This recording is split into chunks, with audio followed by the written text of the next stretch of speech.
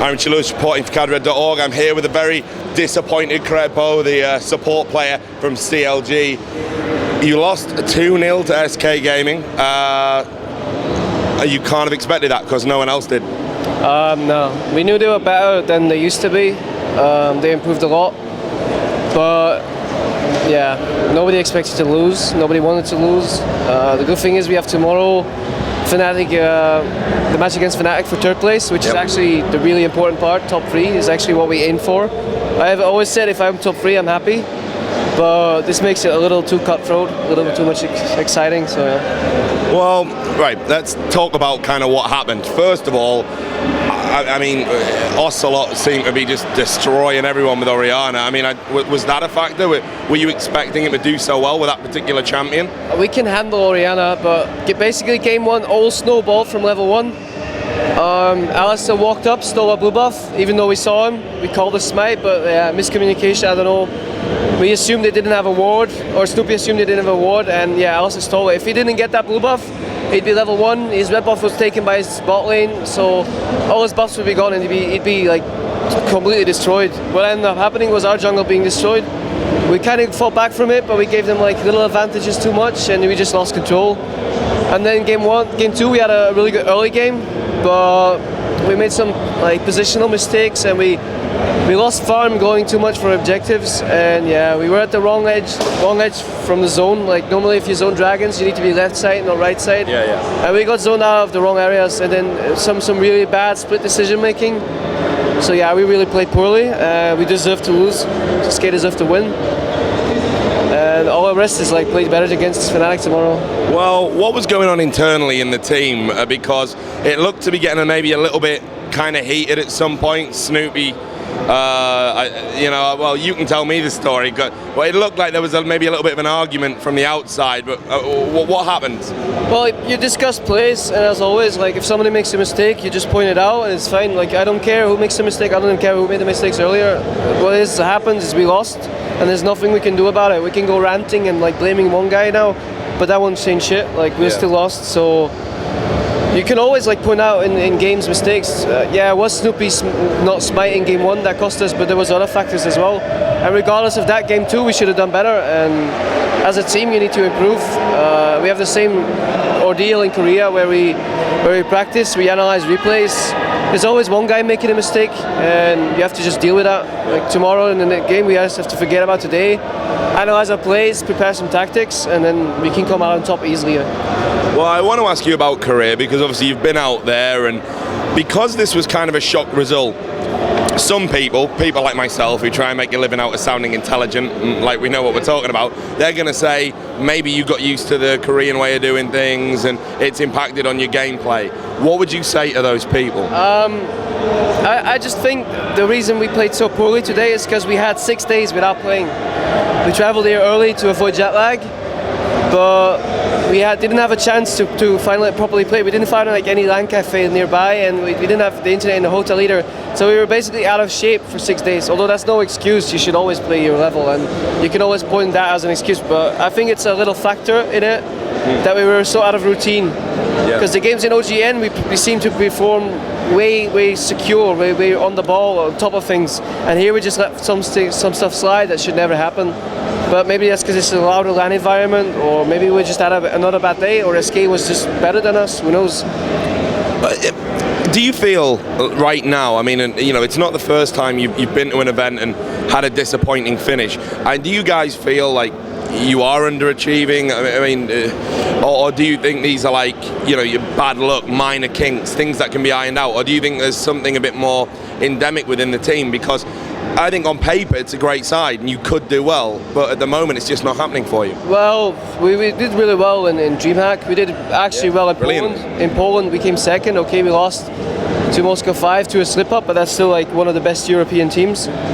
We're still semi-finals OGN, and we have a possibility of a top 3 finish here, so I wouldn't say we're doing too bad, but yeah, you need to be the best, and if you're not the best, you need to work. And I think we have a good atmosphere to work in, because a lot of teams do, like when they do well, it snowballs well, but when they do bad, it snowballs badly. And I think we're all mature enough to deal with that. So we'll just have to make sure we get top 3 and then practice really hard and then get some more routine going. Right. Well, I just want to come back to the Korean issue just for a little bit, because there was one general question I was going to ask. May as well get it out of the way before we look to the matters ahead. In terms of how well the Korean teams are doing, I mean, I think they've been very impressive and they're really embracing the game out there, and it's very popular. What insight can you give us about how Korean teams are going to do in the future? I mean, do you think, like we see in StarCraft, are the Koreans going to dominate eventually?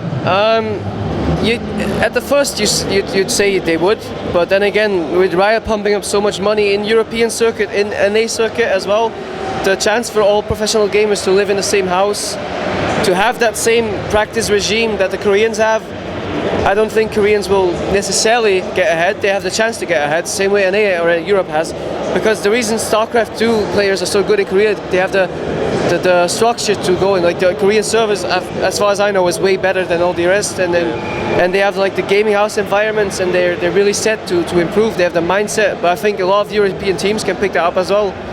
Like the way boot camps went for SK Gaming and Moscow 5, the way we trained as well in gaming house environments. I think it's possible that any region can take it, but by the inherent nature of Korean teams, they might have the slightest edge on us. So we're talking about regions. That sort of brings me nicely to Season 3. A lot of positivity surrounding what Riot are trying to do. Few people are maybe being a little bit critical of the Season 3 plans. What are your views? I mean, are you excited by it? Do you think it's a step in the right direction? Would you change anything? I think it's lifting esports to the next level.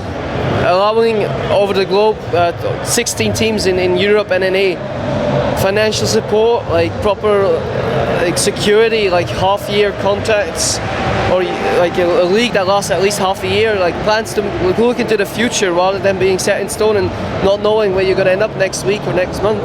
I think Riot's doing a really good job, like trying to make the best game, the best environment for the professional players, as well as creating the amateur circuit that will come under League Championship Series, which will be really, really interesting for like the step-up teams that don't know, like, should I quit school, should I keep pursuing gaming, but they can have a little mix of both in there as well. Yeah. Well, how do you feel? I mean, how are you adapting to that change? So obviously it's come a long way since it started, and how are you finding it? I mean, are you do you ever feel under kind of pressure to behave in a way that maybe you're not kind of ready for? Like, we all have slips when we're playing, solo queue or whatever, and you've got to be careful about everything you say and everything you do. Are you dealing with that all right? It's an experience that comes along the way, and Riot is not an elitist overlooker. They're really, really kind. They're in good contact. There's like the mutual respect. Yeah, sure, you can't flame somebody in solo queue. Yes, you have to watch your mouth at streaming, but that's generally etiquette in life. And like doing these events and seeing how nice people are to you, it's a little effort to be nice to them. So let's talk about the tournament, and then I'll let you go because I know you're in a hurry. So how are you approaching your game tomorrow? How do you think it's going to go? Are you going to change anything from today? Well, basically, we're still playing the same game. We're going to go over picks and bans at home, do some predicting, analyze some replays, talk about some points that were good, talk about some points that were bad, then get a good night's sleep and proper breakfast, and then we'll go right into it. Okay, well, breakfast is important. And who's going to win in the final? If you were a betting man, how would you place the checks, so to speak? No, SK's been playing really, really dominant, but they're really emotional as well. If you take one game from them, they'll go down the drain, like emotional-wise, and Moscow 5 can keep their cool. It's two different playstyles. I have no idea. I'll say Moscow 5 2-1. Who would you like to win? I mean, do you have a personal preference? Because you've obviously lost to SK, so if they were to win, then that'd be cool. Because you can say, well, we lost to the winners, and but everyone seems to like and respect Moscow 5, perhaps a bit more than SK, because of some of the characters in the team. So, do you have a preference, honestly?